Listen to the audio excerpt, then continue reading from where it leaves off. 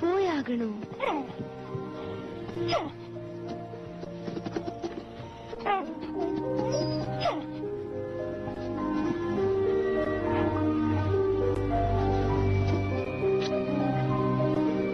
நீதான் என் பட்டுக்குட்டி.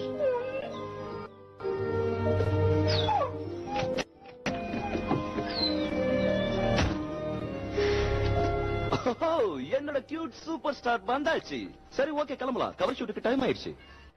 மாம், இந்த வீக்கெண்ட் போல்ட்ட வீட்டுக்கு கூட்டிட்டு போலாம். சலோ, நாம அப்படி. அதுக்கு என்ன, தாராளமா இருக்கட்டும்.